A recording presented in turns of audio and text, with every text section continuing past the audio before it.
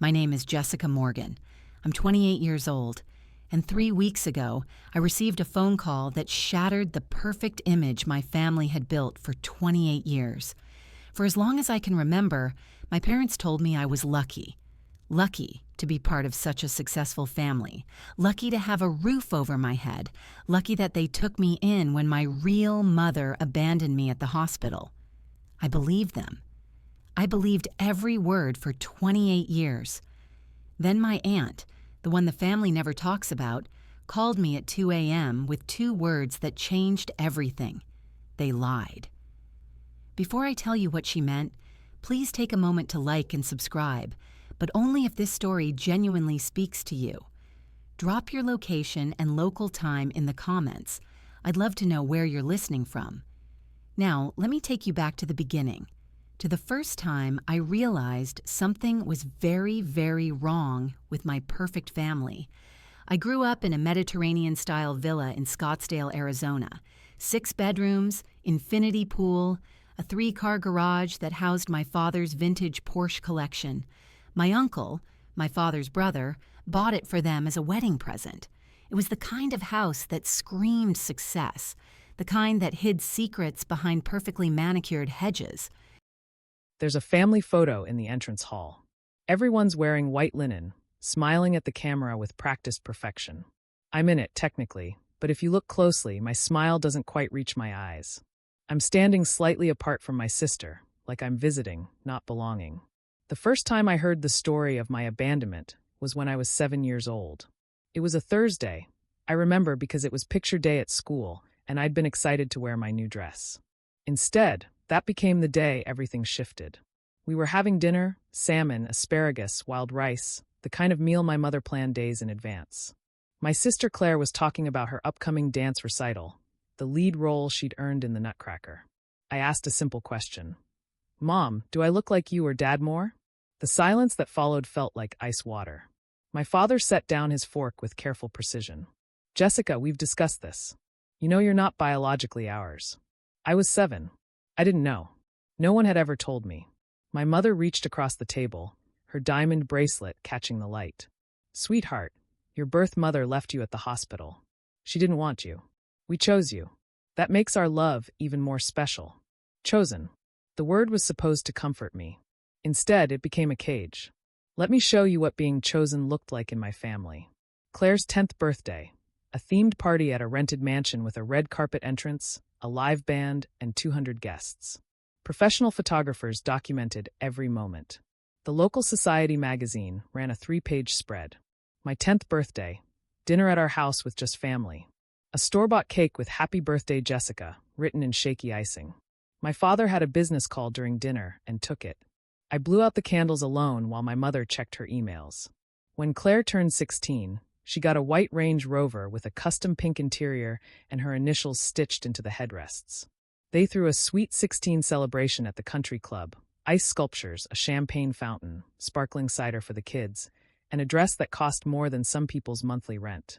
When I turned 16, my parents handed me a bus pass and said, "You're old enough to be independent now. Claire still needs our attention. She's applying to performing arts schools." I took the bus to my part-time job at a bookstore, while Claire's driver took her to dance practice. When Claire left for Juilliard, both my parents flew to New York to help her settle in. They rented her a studio apartment in Manhattan, hired an interior designer, and stayed for a week to make sure she was comfortable. My mother cried at the airport, tears of pride, she said. When I left for Arizona State, a state school I got into on academic scholarship because they refused to help with tuition, my mother drove me to campus. She helped me carry one box up to my dorm room, looked around the small space I'd be sharing with 3 other girls, and said, "Well, this builds character, doesn't it? Claire's apartment has such better light." She was gone within 20 minutes. For Claire's college graduation, my father gave a speech at a dinner he hosted at the most expensive restaurant in Phoenix. He talked about legacy, about passing the torch, about how proud he was to see his daughter carrying on the family name. For my graduation, I got a text. "Congrats on finishing.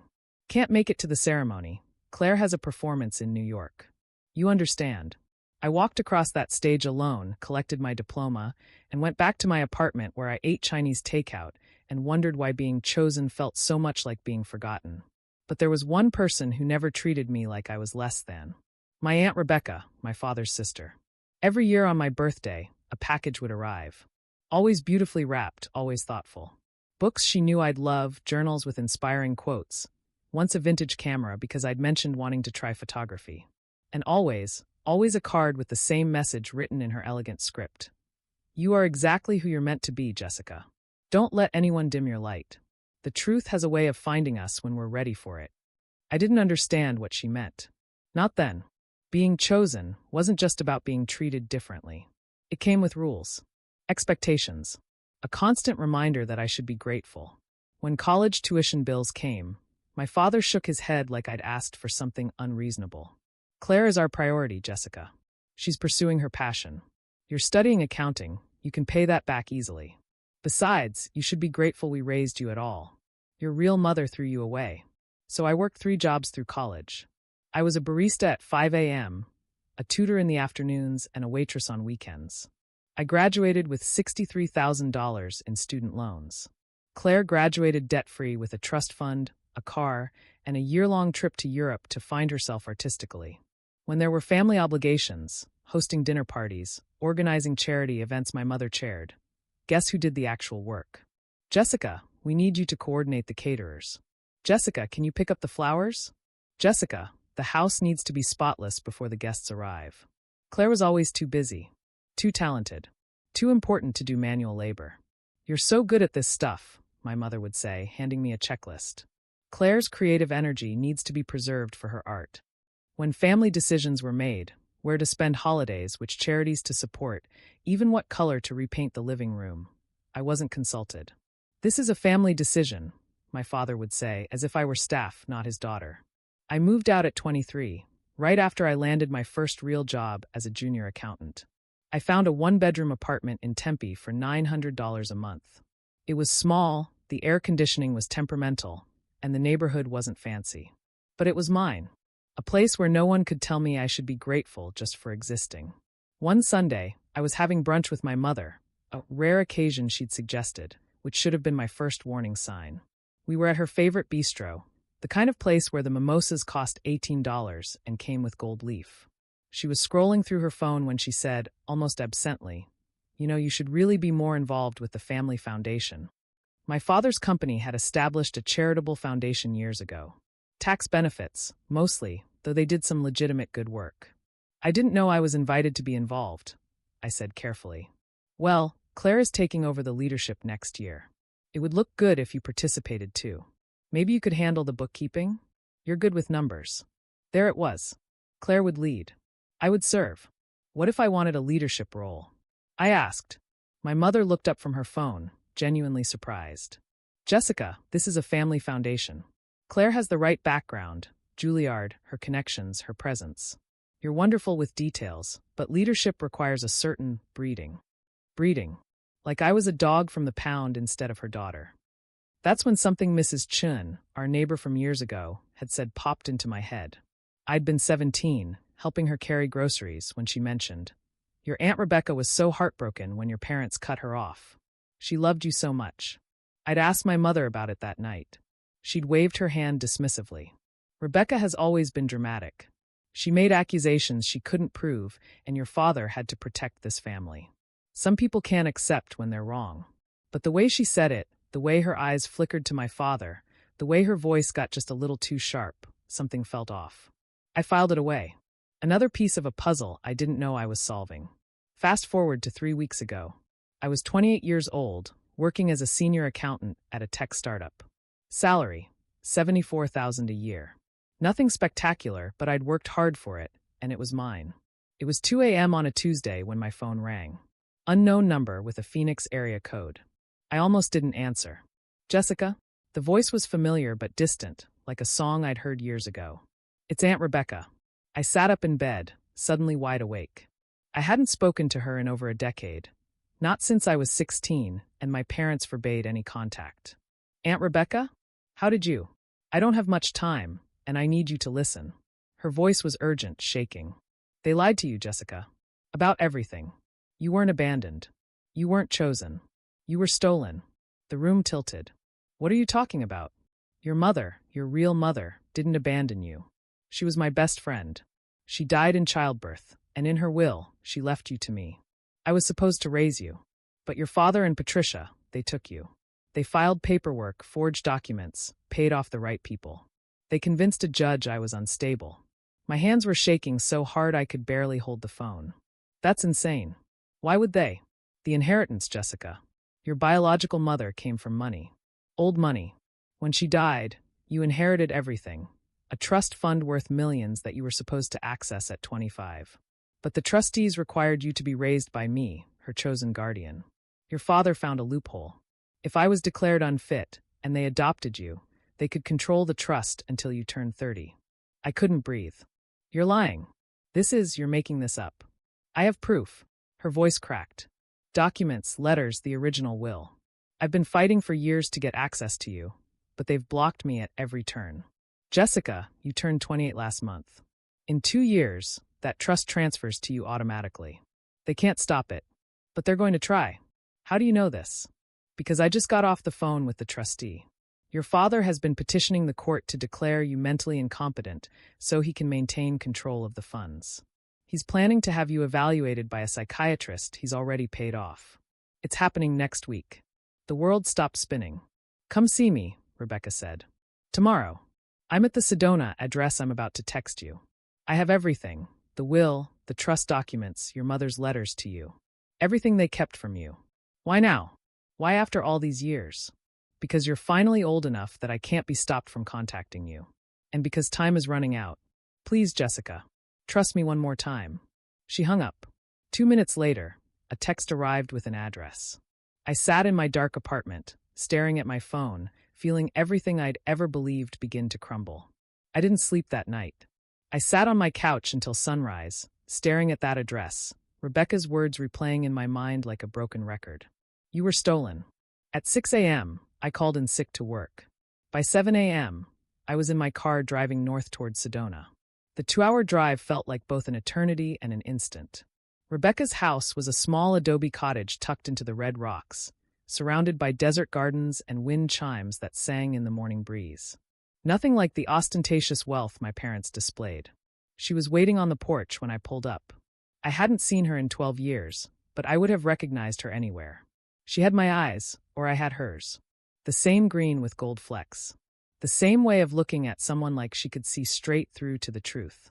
She was older now, silver streaking through her dark hair, lines around her eyes that spoke of years of pain. But when she smiled at me, it was like coming home to a place I'd never been. Jessica. She opened her arms. I didn't move. Show me the proof first. She nodded, understanding.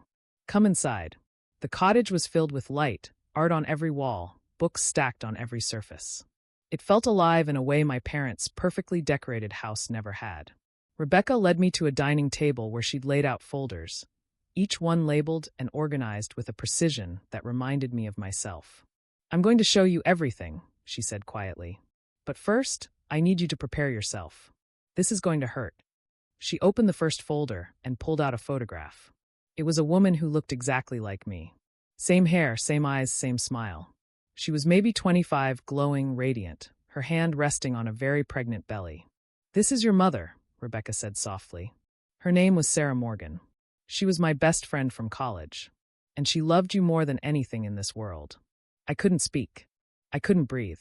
I was looking at my own face on a stranger. Sarah came from the Morgan family, old East Coast money.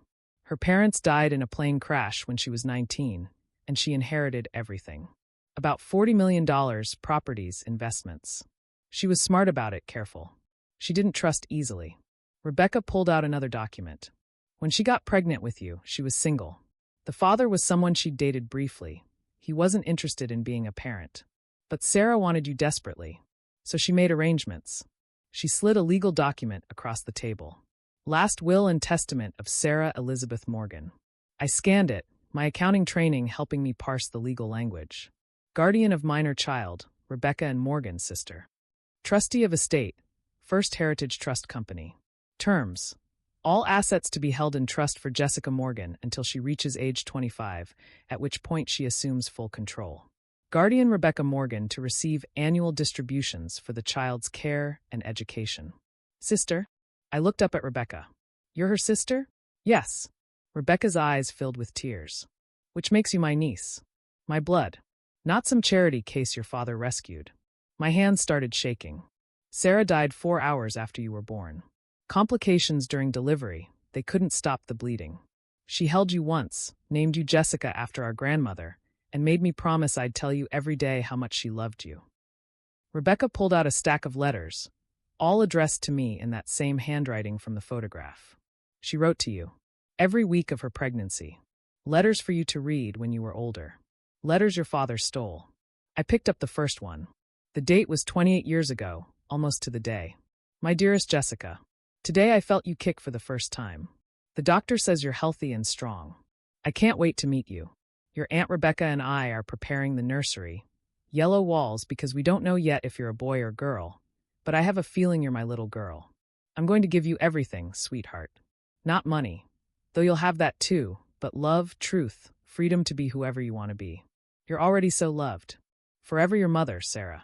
The tears came before I could stop them. What happened? I managed to ask. How did they take me? Rebecca's expression hardened. Your father, Richard Morgan, Sarah's cousin, showed up at the hospital the day she died. He was charming, sympathetic, helpful. He convinced the hospital he was handling the family affairs. Patricia was with him, playing the grieving relative.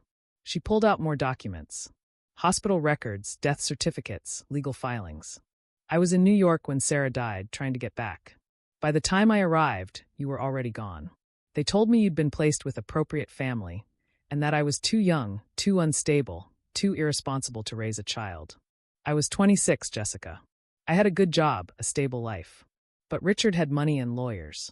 He's her cousin? My voice cracked. So he's my second cousin, technically, which is why he could claim family connection. He filed for emergency custody, claimed I was having a breakdown, which I was, because I'd just lost my best friend and they'd stolen her baby. They used my grief against me. She slid over a court document. Petition for temporary custody. Richard Morgan versus Rebecca Morgan. The judge awarded him temporary custody while I got help. By the time I was cleared by 3 different psychiatrists proving I was perfectly sane, he'd already filed adoption papers. They claimed you'd been abandoned, that Sarah had no living relatives willing to care for you, that they were doing a charitable act. But the trust company didn't know at first. By the time they realized what happened, you were already legally the Morgan's daughter. But the trust terms were ironclad. The money was yours, no matter who raised you. So Richard did the next best thing.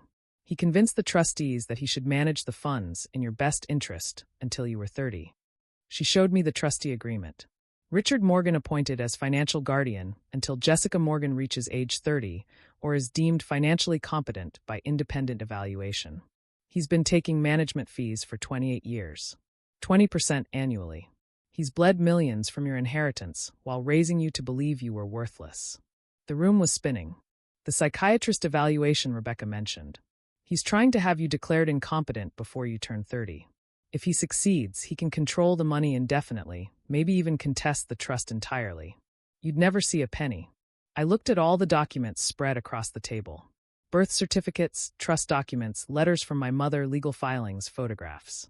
Why didn't you fight harder? The question came out harsher than I intended. Why did you just let them take me? Rebecca's face crumpled. I did fight, Jessica. For years. But they had money, power, connections. Every lawyer I hired was outmatched. Every court filing was blocked. They got restraining orders claiming I was harassing them. They moved you to Arizona specifically to get away from my jurisdiction in New York. She reached across the table, gripping my hands. I sent birthday cards every year. They returned them. I tried to visit. They called the police. When you were 16, I finally tracked down an email address and sent you a message. Do you remember?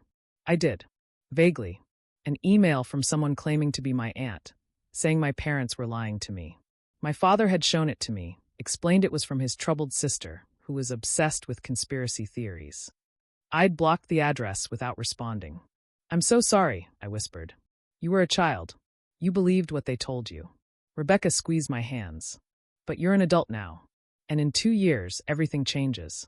Unless he stops you first. What do I do? Rebecca pulled out one more folder. I've been working with a lawyer for the past 5 years, building a case. This is everything we need to prove fraud, theft, falsified adoption records. But we need you to file the complaint. You're the only one with legal standing now.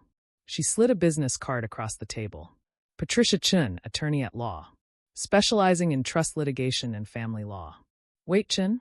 Like Mrs. Chun, our old neighbor? Rebecca smiled sadly. Not a coincidence. Patricia is her daughter. She knew something was wrong, Jessica.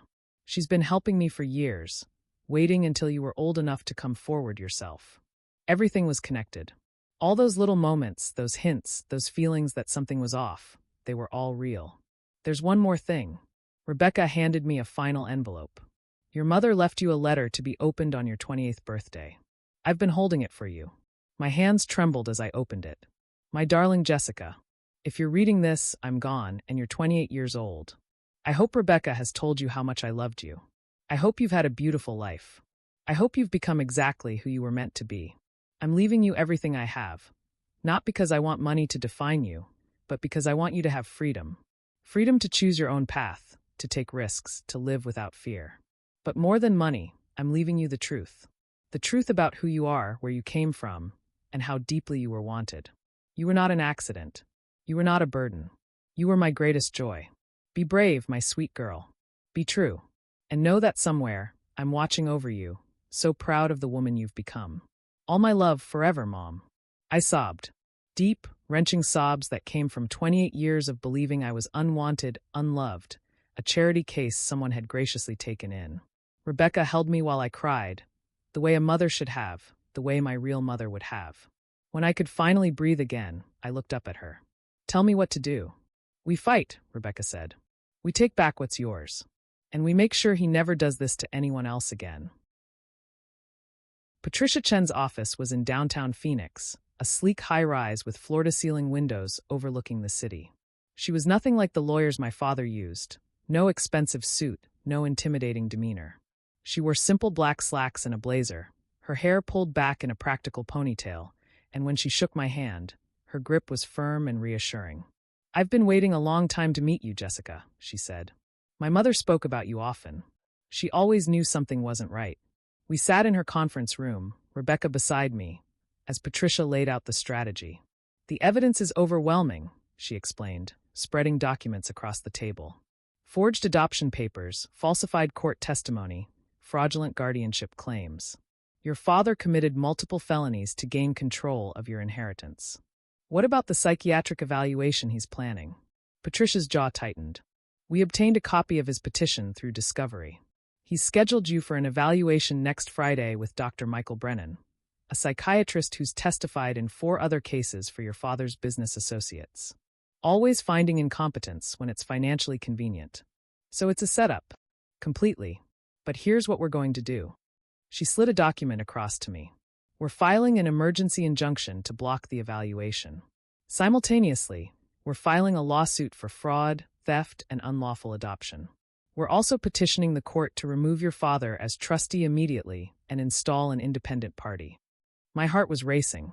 When? Tomorrow morning. 9 a.m. We serve him at his office, your mother at home. Public record, official notification. No more secrets. Rebecca put her hand on my shoulder. You don't have to do this, Jessica. If it's too much. No. I looked at both of them. I'm done being silent. I'm done being grateful for scraps. Let's do this. Patricia advised me not to contact my parents before the filing. The element of surprise is crucial. If they know what's coming, they'll start moving assets, destroying evidence. But that didn't mean I had to sit still. On Wednesday, I drove to my parents' house. Not the villa in Scottsdale. I couldn't bring myself to call it home anymore. But the place I'd grown up, the place that had never really been mine. I used the key they'd never asked me to return, the one I'd kept out of habit more than sentiment. The house was empty. My father at work, my mother at her weekly spa appointment, a schedule I'd memorized from years of being told to work around it. I wasn't there to steal anything. Just to look. Really look for the first time. In my father's study, I found the family photo albums.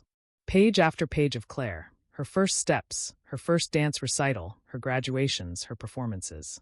Professional photos, candid shots, moments carefully preserved and celebrated. I appeared in maybe a dozen photos total.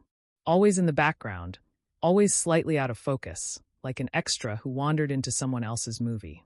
But then I found something else. A locked drawer in his desk. The same desk where I'd been forbidden to touch anything as a child. I used a letter opener to jimmy the lock. Inside was a folder labeled Jessica Confidential. My hands shook as I opened it. Psychiatric evaluation requests, dating back to when I was 25. My father had been trying to have me declared incompetent for 3 years. Each request denied by different doctors who found me perfectly healthy. There were letters from the trust company questioning my father's management fees, asking for documentation of expenses. His responses were vague, dismissive. And at the bottom, a handwritten letter from my mother, Sarah, my real mother, addressed to Richard. Richard, I'm writing this because I need you to understand something. When I die, and the doctors say it could happen during childbirth, Rebecca is to raise my daughter. I've made this legally clear. Please don't interfere. I know you've always felt the family money should have gone to you instead of me, but it's mine to leave to whomever I choose. My daughter deserves a mother who will love her unconditionally, and that's Rebecca. If you try to challenge this, know that I've protected her. The trust is ironclad. You'll never touch that money. Please, for once in your life, do the right thing. Sarah. The letter was dated 2 weeks before I was born. He knew. He knew exactly what Sarah wanted, and he took me anyway. I photographed everything with my phone and left the folder exactly as I'd found it. That night, my phone rang. My father's number. I almost didn't answer, but something made me pick up. Jessica. His voice was warm, friendly, so unlike the distant tone I'd grown up with. I was hoping we could have dinner this weekend. Just you and me. Father-daughter time. Father-daughter time. Words he'd never said in 28 years. Why? I kept my voice neutral. Do I need a reason to spend time with my daughter? He laughed, but it sounded forced. I know I haven't always been present, but I've been doing some reflecting. You're important to me, Jessica. I want you to know that. The psychiatric evaluation was scheduled for Friday. This dinner would be Thursday night. He was trying to get me alone, to manipulate me, maybe to get me to sign something voluntarily. I'd love to, I lied.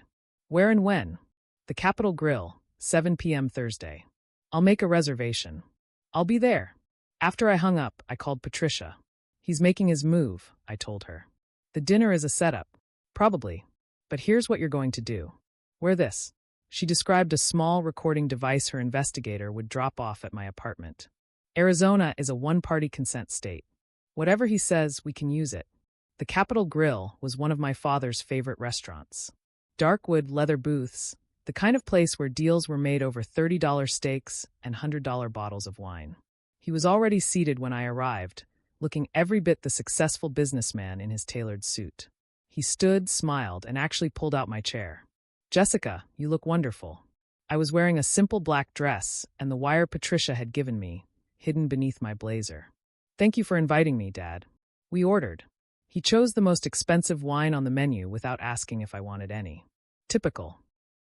I've been thinking about our family, he began once the waiter left. About how I've prioritized work over relationships. That was wrong of me. I said nothing, just watched him perform. Claire has always been easier for me to connect with. She's so much like Patricia. But you, Jessica, you have qualities I've undervalued. Your independence, your work ethic. You never needed us, and I think I resented that. I didn't need you because you made it clear you weren't available, I said quietly. He had the decency to look uncomfortable. Fair enough. But I want to change that. In fact, I have a proposal. Here it comes. He pulled out a folder. The Family Foundation is expanding. We're creating a new position, Director of Financial Operations. It's yours if you want it.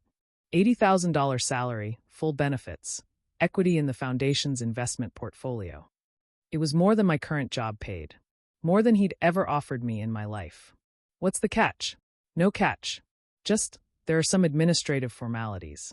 Conflict of interest paperwork, beneficiary forms. Standard corporate governance documents. He slid the folder across the table. I had our lawyers draw everything up. You just need to sign. I opened the folder, scanning the documents with my accountant's eye. Buried in the middle, disguised as a beneficiary designation form, was a waiver. By signing, I would relinquish any claim to assets of the Morgan family estate and acknowledge that Richard Morgan has acted in good faith as my guardian and trustee. This waiver, I said carefully. What exactly am I waiving? Just a formality. The lawyers insist on it for liability purposes. It protects the foundation from any future claims. Claims from whom? His smile tightened. Jessica, these are standard corporate documents. If you're going to work in finance, you need to be comfortable with legal language. I am comfortable with legal language, Dad, which is why I know this document would prevent me from ever challenging your management of my trust fund. The mask slipped. Just for a second, I saw something cold flash in his eyes. What trust fund? His voice was still calm, but there was steel beneath it. The one my mother left me. Sarah Morgan. Your cousin. The one you've been bleeding dry for 28 years. The color drained from his face. Who told you? He stopped himself. Rebecca. That woman is delusional, Jessica. She's been harassing this family for years with her conspiracy theories. Conspiracy theories backed by legal documents, notarized wills, and court records? He leaned forward, his voice dropping. Listen to me very carefully. Rebecca is mentally ill. She became obsessed with you after Sarah died, convinced herself that you belonged to her. We saved you from that situation. We gave you a life. You gave me scraps while you stole millions. We raised you. His voice rose, drawing looks from nearby tables. He forced himself to lower it. We clothed you, fed you, educated you. With my own money. Money you took from the trust as management fees while making me believe I should be grateful for hand-me-downs. His jaw clenched. You have no idea what you're talking about. I have every idea. I've seen the files, Dad. The forged adoption papers. The letters from Sarah begging you not to do this.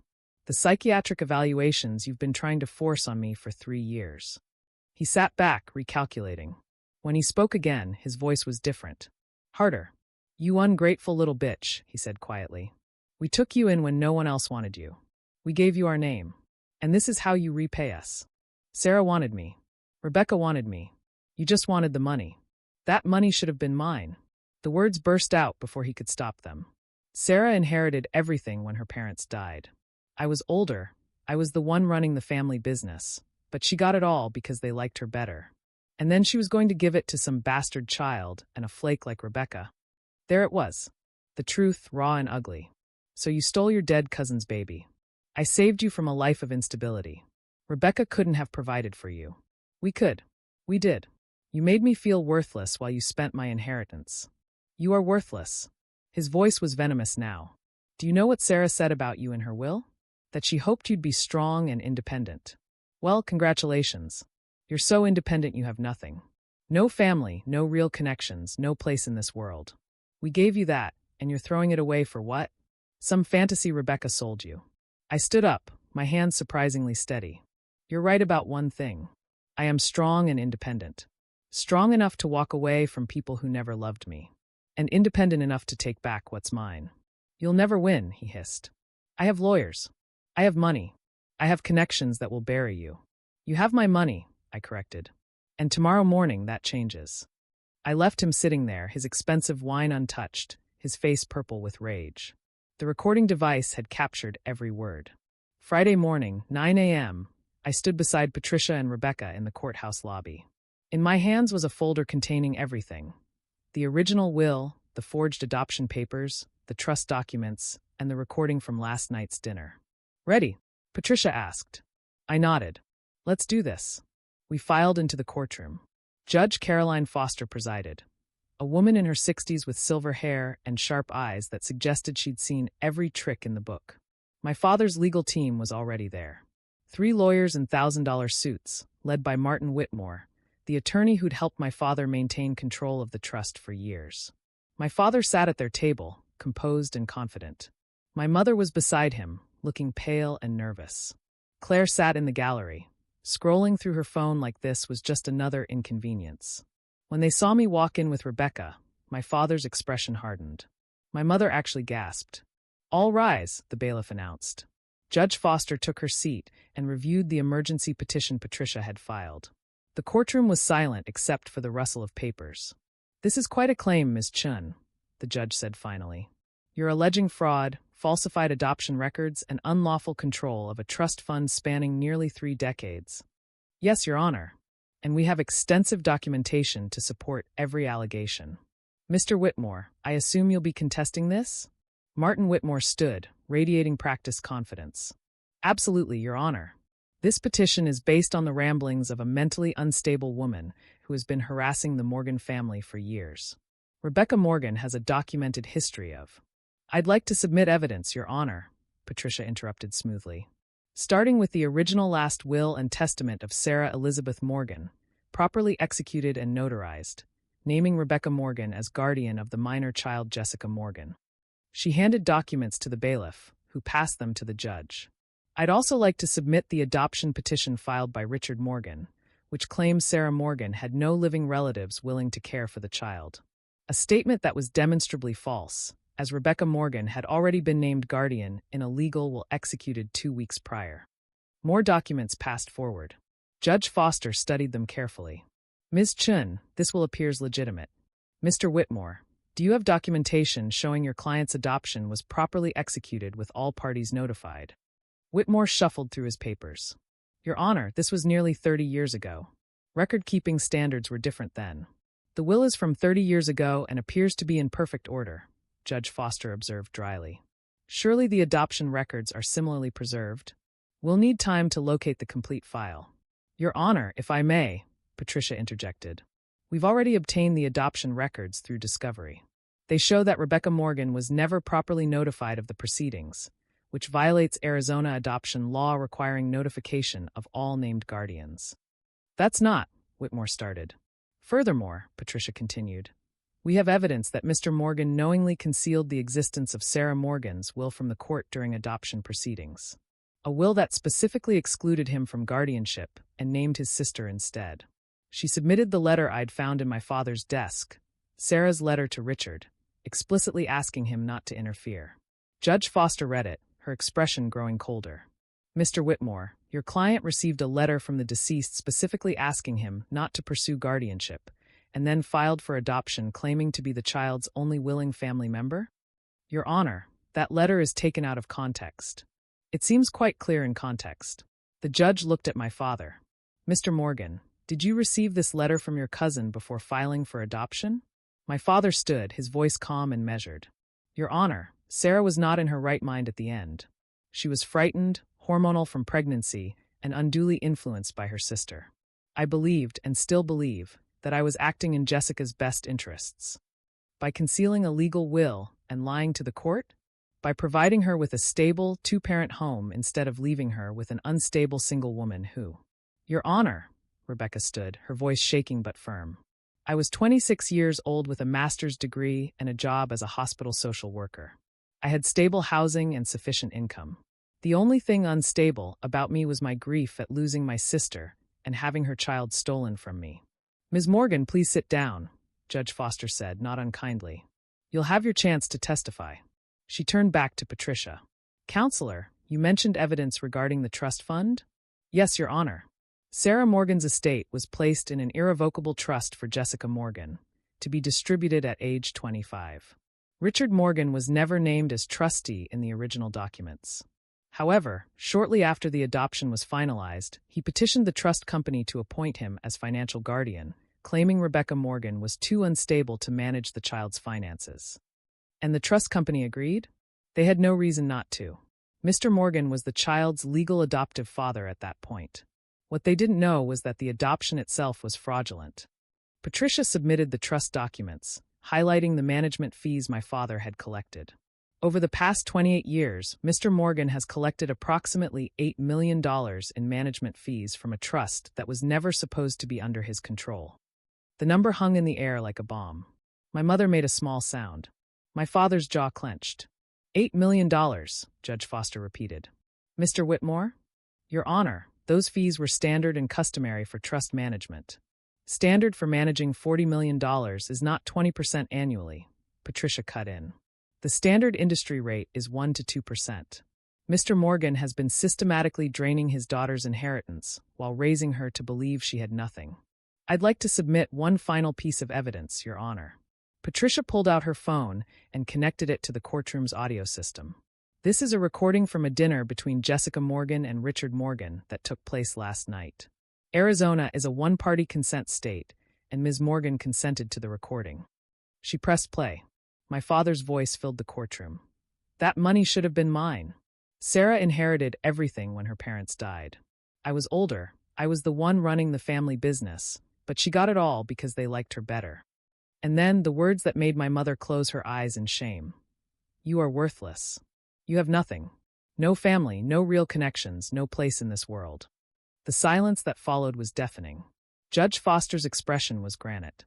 Mr. Morgan, is that your voice on the recording? My father stood frozen. Mr. Morgan, I asked you a question.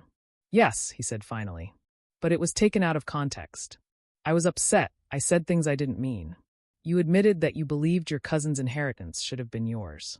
You confirmed that you took guardianship of a child you didn't want for financial gain. And you told your daughter, your own daughter, that she is worthless. Judge Foster's voice could have cut glass. She turned to Patricia. Ms. Chun, what are you seeking in terms of relief? We're requesting the adoption be voided on grounds of fraud, that Rebecca Morgan be recognized as Jessica Morgan's legal guardian retroactively, and that Richard Morgan be removed as trustee immediately and ordered to return all management fees collected under false pretenses. Your Honor, you can't possibly, Whitmore began. I can and I will. Judge Foster's gavel came down. Based on the evidence presented, I'm issuing an emergency order removing Richard Morgan as trustee of the Sarah Morgan Trust, effective immediately. I'm appointing an independent third-party trustee until this matter is fully resolved. My father's face went white. Furthermore, I'm ordering a full forensic audit of the trust's finances for the past 28 years. Mr. Morgan, you are not to access, transfer, or otherwise interfere with any trust assets pending the outcome of this investigation. Your Honor, please, my father started. I'm not finished. The judge's eyes were ice. I'm also referring this matter to the District Attorney's Office for potential criminal charges including fraud, perjury, and theft. You have the right to remain silent, Mr. Morgan, and I suggest you exercise it. The courtroom erupted. Whitmore was arguing, my mother was crying, Claire had finally looked up from her phone in shock. And me? I sat there, Rebecca's hand gripping mine, feeling 28 years of weight lift from my shoulders. The story hit the news within hours. Prominent Phoenix businessman accused of stealing niece's $40 million inheritance. Read the headline in the Arizona Republic. My phone exploded with messages. Former friends, distant relatives, people I hadn't spoken to in years, all suddenly very interested in my well-being. I ignored most of them. The forensic audit moved quickly. The independent trustee, a stern woman named Dorothy Brennan, called me 3 days after the hearing. Ms. Morgan, I've completed the preliminary review of the trust accounts. The situation is worse than we thought. How much worse? Your father didn't just take management fees. He used trust funds as collateral for personal loans, invested them in his private business ventures, even purchased properties in his name using your money. The total misappropriation appears to be somewhere around $15 million. I sat down hard. $15 million. We're working to recover what we can. Some assets will need to be liquidated.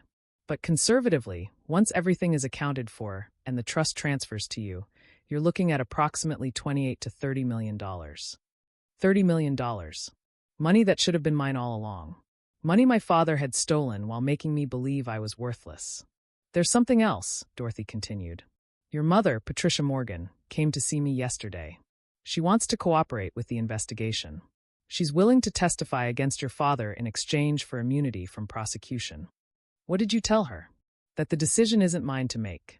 The DA will decide whether to offer a deal. But she seemed genuine in her remorse. For whatever that's worth. My mother called me that night. I let it go to voicemail. Jessica, please. I need to talk to you. I know you hate me. I know you have every right to. But please give me 10 minutes. Just 10 minutes to explain. I deleted the message. She called again the next morning. And the morning after that. On the fourth day, Rebecca found me staring at my phone. You should talk to her, she said quietly. Why? So she can try to manipulate me into dropping the case. No. So you can get answers. So you can hear her side, even if it doesn't change anything. Rebecca sat beside me. I spent 12 years angry at Patricia. And I had every right to be. But carrying that anger, it poisoned me, Jessica. It made me someone I didn't want to be. I looked at my aunt, my real family, the woman who'd fought for me when no one else would. What if she just makes excuses? Then you'll know. And you can walk away with certainty instead of wondering.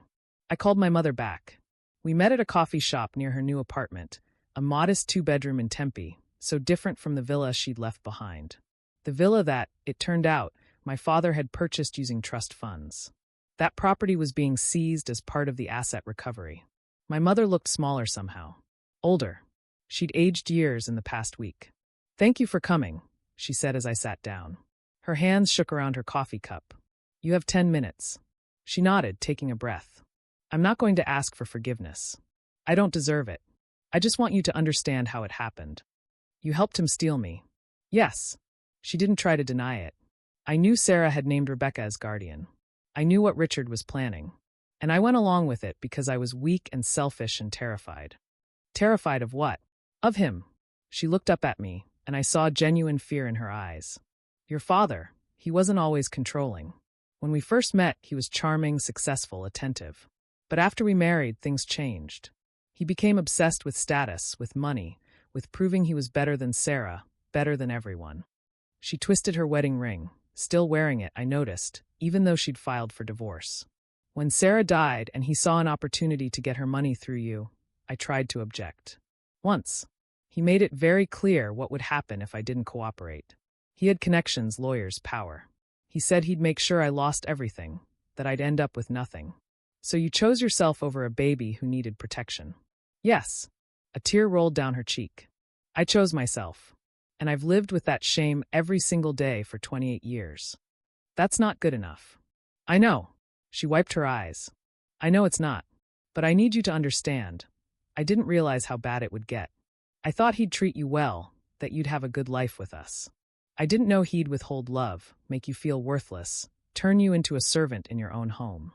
But you watched it happen. For 28 years, you watched him destroy me, and you did nothing." "You're right." Her voice broke. "I failed you in every possible way. I was your mother, maybe not biologically, but I raised you, and I should have protected you. I should have been brave enough to leave him, to tell the truth, to choose you. But I wasn't." The coffee shop hummed with other people's conversations, other people's normal lives. "Why are you telling me this now?" I asked. "Why cooperate with the investigation?" "Because Claire came to see me last week." My mother's expression shifted. She told me she's ashamed of me, that I raised her to think money and status were more important than integrity. She said she doesn't know who I am anymore. She looked at me directly. "My daughter, the one I gave everything to, the one I protected and coddled and spoiled." She looks at me with disgust. And she should, because I taught her terrible things. I taught her that some people matter more than others. That family is about blood and money instead of love. And now you want to make it right? I want to tell the truth. Finally. Completely. Not because it'll fix anything. It won't. But because it's the only decent thing I've done in 30 years. She pulled out an envelope and slid it across the table. "This is everything I know about what Richard did. Bank records I copied, conversations I overheard, documents I hid. I've given copies to the DA and to Dorothy Brennan. But I wanted you to have them too." I didn't touch the envelope. "I don't expect you to forgive me," she said softly. "I don't expect you to call me mom, or have me in your life. I just wanted you to know that I see now what I couldn't see then. You were always the better person, Jessica. You always deserved more than we gave you." She stood to leave. "Wait," I said. She turned back, hope flickering in her eyes. "Thank you for the information. And for cooperating with the investigation." I picked up the envelope. "But you're right. I don't forgive you. Maybe someday I will. But not today." The hope died. She nodded. "That's more than fair." She left, and I sat there with the envelope, feeling something I hadn't expected. Not satisfaction. Not victory. Just sadness. For the mother I never had, and the woman who could have been better but chose not to be. The criminal trial began 3 months later. Richard Morgan faced 12 felony counts. Fraud, grand theft, perjury, falsification of court documents, and 8 counts of misappropriation of trust funds. I sat in the courtroom every single day, Rebecca on one side, Patricia Chin on the other. In the front row, my mother sat alone, prepared to testify against the man she'd spent 30 years with. Claire never came. She'd moved to New York, distancing herself from the scandal. She sent me one text: "I'm sorry for everything." I didn't know. That's not an excuse, but it's the truth. I didn't respond. The prosecution's case was devastating.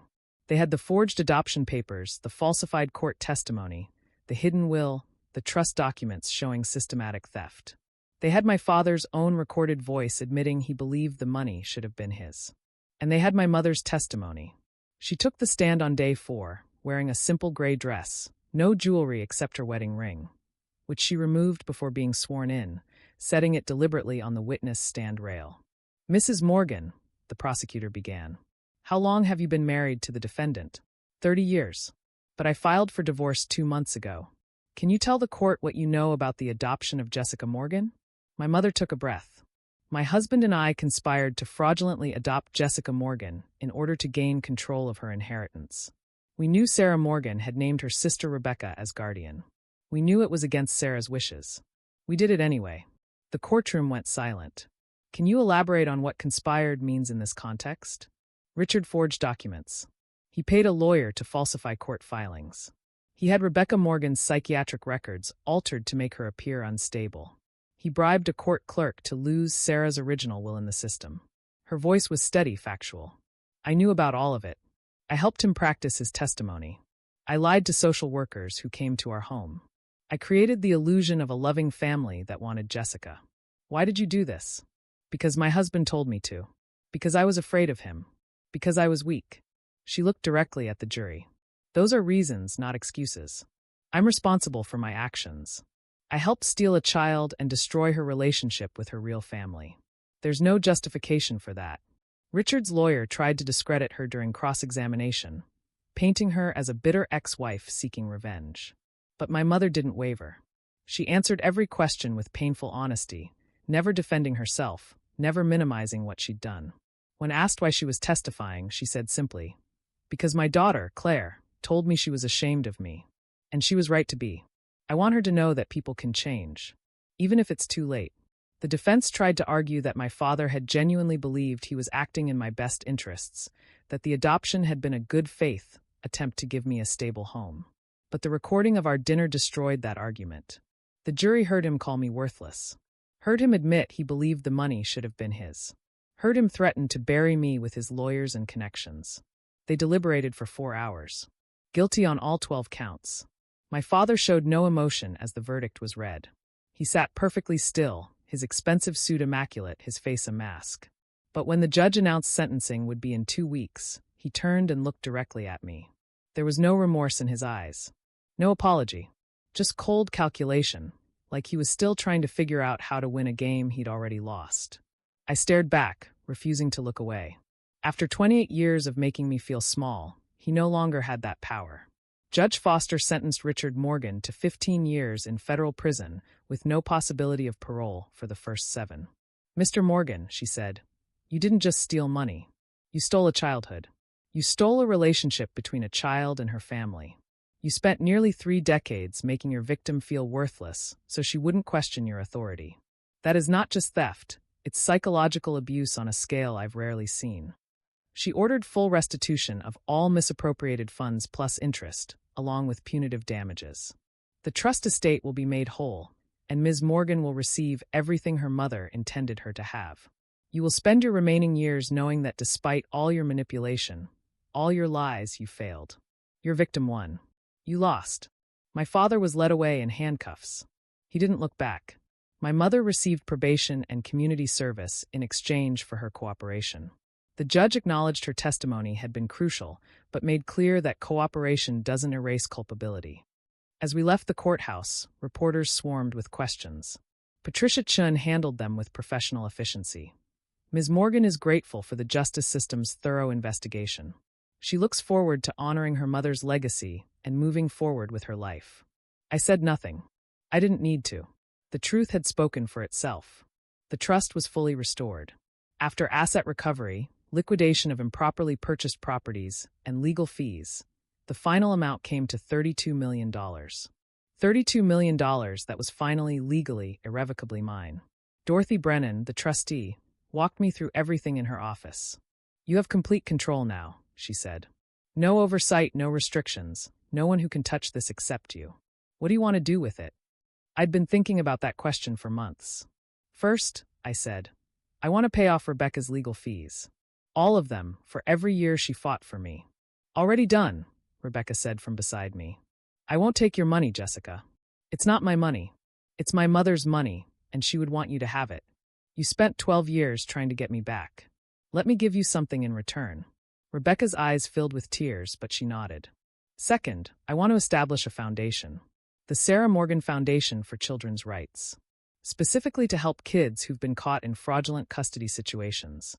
Dorothy smiled. That's a beautiful legacy. Third, I want to fund Rebecca's retirement. Fully. She should never have to worry about money again.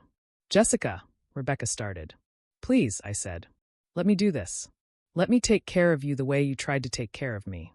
She hugged me, both of us crying. And the rest? Dorothy asked. I'm going to live my life. Travel. Maybe go back to school. Figure out who I am when I'm not trying to earn love from people who were never going to give it. I paused. And I'm going to read my mother's letters. All of them. Get to know the woman who loved me enough to protect me, even after she was gone. I read them in the house Rebecca had bought in Sedona, a place that felt like home in a way nowhere else ever had. There were 42 letters total, one for each week of her pregnancy, and a few extra she'd written in the hospital before I was born. Week 12, I found out today you're a girl. I cried happy tears. A daughter. I'm going to raise you to be brave, Jessica. To speak your truth. To never apologize for taking up space in this world. Week 20, you kicked me during a meeting today, right when my lawyer was explaining the trust documents. I think you were telling me I made the right choice, protecting your future. I'm going to make sure you never have to fight for what's yours. Week 28, Rebecca came over and we painted the nursery. Yellow like sunshine. She's going to be an amazing mother to you. She's gentle and fierce and exactly what you'll need. I'm so grateful you'll have her. Week 40, you're late, little one, but that's okay. Take your time. I'll wait forever for you. And the last one, written in shaky handwriting from her hospital bed. My darling Jessica, I'm writing this while holding you. You're 3 hours old and absolutely perfect. You have your grandmother's eyes and the tiniest fingers I've ever seen. The doctors say I don't have much time, so I need to say this quickly. You are loved. So deeply loved. Not because of what you'll accomplish or who you'll become, but because you exist. Your existence is a gift. I'm leaving you money because I want you to have freedom. But the real inheritance I'm giving you is this. You are enough. Exactly as you are. Don't ever let anyone make you feel otherwise. Rebecca will tell you about me. She'll show you photos and share stories. I hope they make you smile. I hope you feel my love even though I can't be there to give it in person. Be brave, my sweet girl. Be kind. Be true to yourself. And know that wherever I am, I'm watching over you with pride. Forever your mother, Sarah. I held that letter and cried for the mother I never got to know, and for the 28 years I'd spent believing no one wanted me. But I also cried with gratitude, because even though Sarah was gone, she'd protected me. She'd made sure I'd have Rebecca. She'd made sure the truth would eventually surface. She'd made sure I'd be okay. I'm sitting in my home office now, in the house I bought in Flagstaff, a cabin in the pines that overlooks the mountains. It's quiet here. Peaceful. Mine. The Sarah Morgan Foundation launched 6 months ago. We've already helped 12 families fight fraudulent custody cases. Patricia Chen runs the legal division pro bono. Rebecca serves as executive director. I went back to school and got my MBA, not because I needed it, but because I wanted it. For me.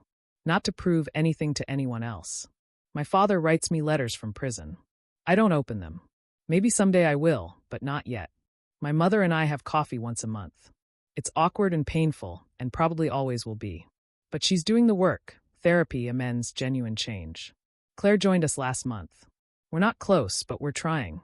Family isn't just about blood or history. It's about who shows up and does the work. Rebecca and I have Sunday dinners every week. We cook together, laugh together, share stories about Sarah. She's teaching me everything about my mother. Her favorite books, her terrible singing voice, her terrible jokes, the way she'd dance in the kitchen when she thought no one was watching. I'm getting to know my mother through the woman who loved her most. And in doing so, I'm learning to love myself. So that's my story. But before we end, I need to tell you something important. This isn't a revenge story. I didn't destroy my father's life. He did that himself. I simply refused to continue living the lie he built. There's a difference. If you're listening to this and you've been the forgotten child, the one who was made to feel like you didn't belong, like you were a burden, like you should be grateful for scraps, I want you to hear this. You don't owe loyalty to people who never gave you love. You don't have to earn belonging in your own family. Walking away from people who hurt you isn't cruelty, it's survival. I spent 28 years waiting for my father to see me, to value me, to love me. 28 years trying to be enough for people who were determined to find me lacking. Now I have my own life, my own home, my own family, the one I've chosen, the one that chose me back. And here's what I've learned. The best revenge isn't making others suffer. It's building a life so full, so rich, so entirely your own that their absence becomes irrelevant. You are not what they called you. You are not the role they assigned you. You are not the space they tried to shrink you into. You are whoever you decide to be. I spent 28 years believing I was unwanted, a burden my family tolerated out of obligation. I believed it because they told me to believe it over and over until it became my truth. But it was never the truth. It was a lie designed to keep me small, to keep me grateful, to keep me from asking questions. The real truth was this: I was deeply wanted. By a mother who died protecting me. By an aunt who fought for 12 years to bring me home. By a woman I never got to meet, but who loved me enough to plan a quarter century ahead. That's the legacy I carry now. Not the lies my father told, but the love my mother left behind.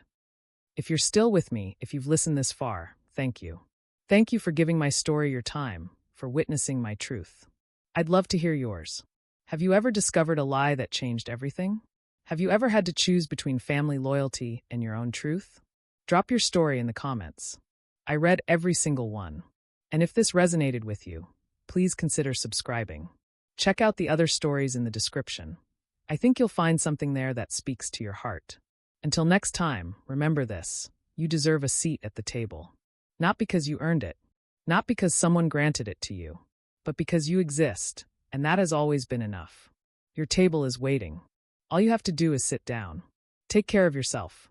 You deserve it. Goodbye for now.